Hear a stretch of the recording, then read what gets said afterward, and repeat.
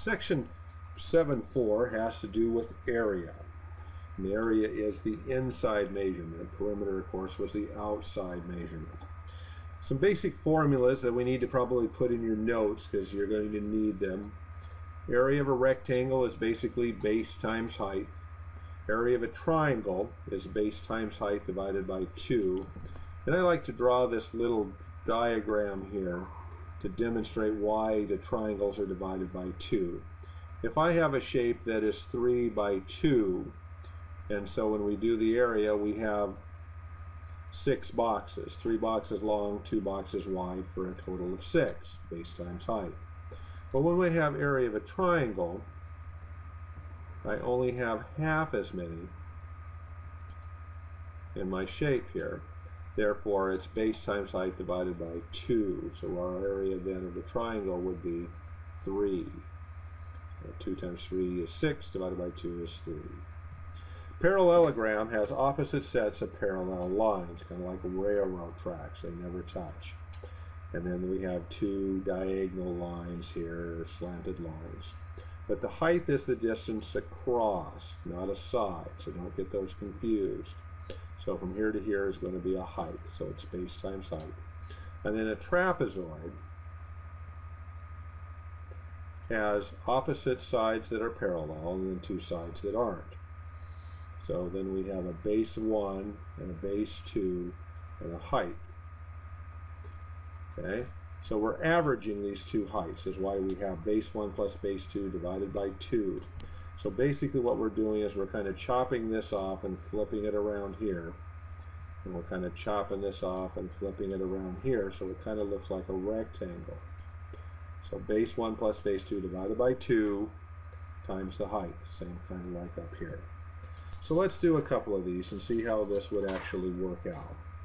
So in problem number 2, we have rectangle shape, 13 inches, 4 inches. So it's just base times height, so 4 times 13.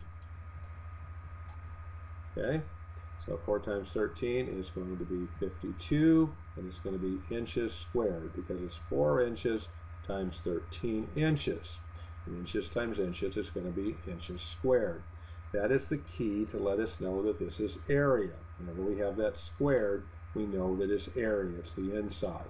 Because in perimeter, remember, we didn't have any of that. It just meant it's just the outside. So in problem number 3, I have a triangle. I have 5 meters, 7 meters. So the formula for area of a triangle is base times height divided by 2. So we would have 5 times 7 divided by 2. 5 times 7 is 35, divided by 2 is 17 and a half.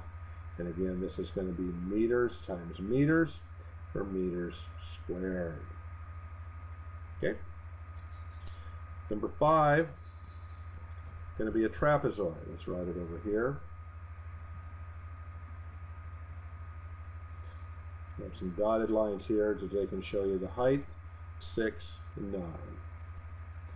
So we have 9 feet times 6 feet gives us 54 feet squared. Pretty straightforward. Not trying to do anything weird or tricking you on those. The formula for area of a circle is pi r squared, or pi times radius squared, which is basically 3.14 times the radius, because we have 2 radiuses. Remember, radius is going to be halfway across the circle. So in problem number 10 here, we have circle with a radius of 5 feet. So we would plug it into our formula, 3.14 times 5 times 5. So we would just put it into our calculator. So 3.14 times 5 times 5 equals, and we would just write 78.5, and again we have to go back to the units. This is going to be feet squared because this is 5 feet times 5 feet. So feet times feet is feet squared. Let's do one more. Let's skip up to 23. Again, we have a circle.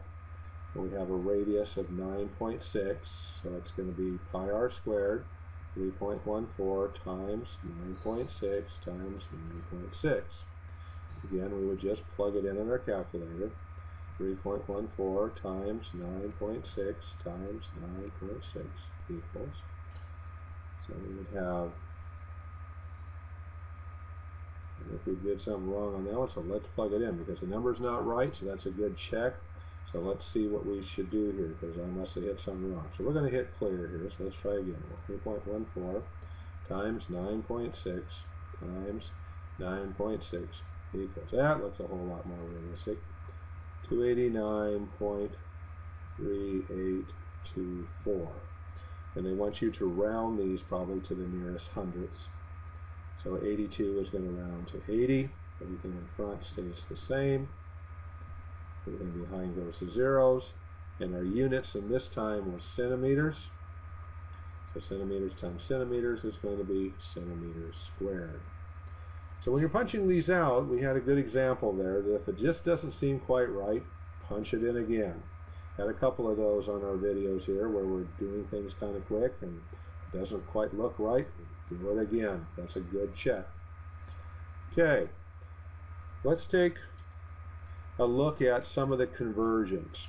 And the conversions here is we're going to convert, as in problem 25, 6,789 inches squared, and we want to know how that is to feet squared. Okay, so again we need to set up a ratio, but they're not in the book, so we have to make our own conversion. So what I like to do with this, I like to draw two boxes. And in our boxes, I'm going to take, I've got feet and inches, and feet is my biggest unit. So if I have a box that's square feet, it's going to be 1 foot times 1 foot is 1 foot squared. Okay, because I'm trying to go feet squared. So 1 foot times 1 foot is 1 foot squared. Well, my conversion of that, I want to go to inches.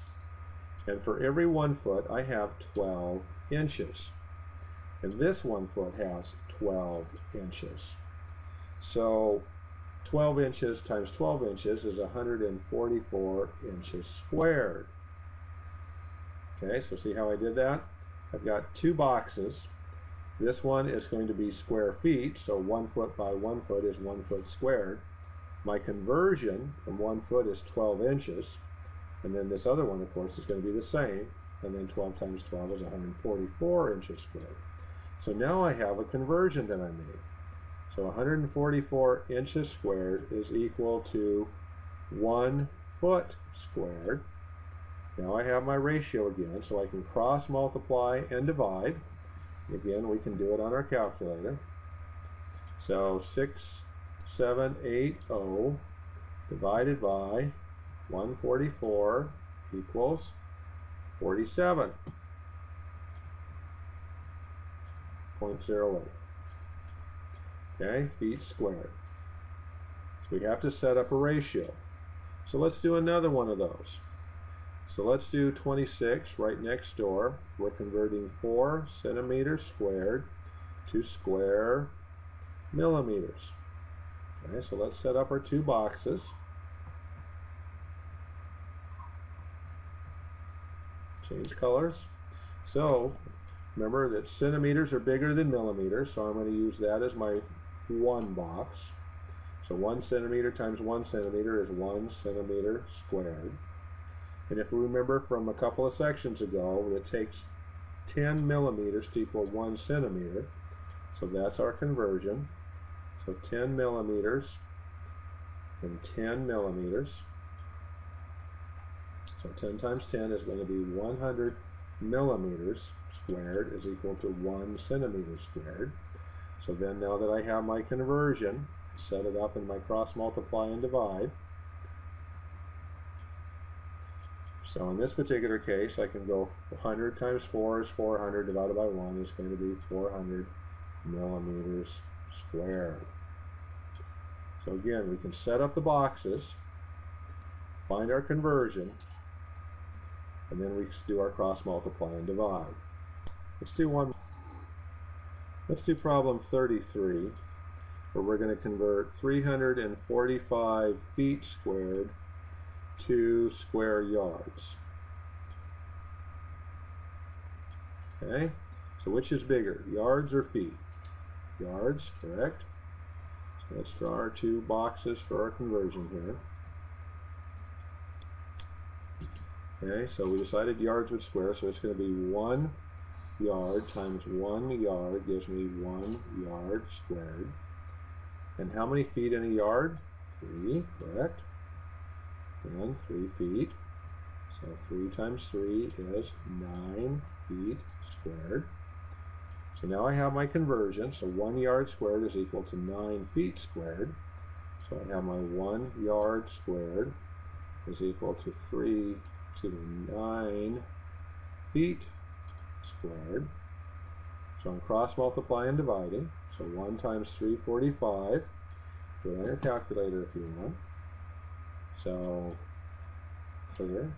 So 1 times 345 is 345 divided by 9 equals 38, and 3 bar is a third, so 38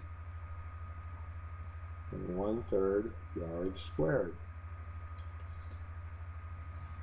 This is a pretty good visual form. It takes a few extra seconds to get your conversion, but you can kind of see it when you lay it out. And we're going to use the same thing for volume here in another couple of sections, but it's going to be the same type of procedure. Okay. Let's do one of the fun little shapes like in problem number 45. Let's go back to area. These little drawings. Okay, we have 10 feet, 5 feet, 11 feet, and 17 feet.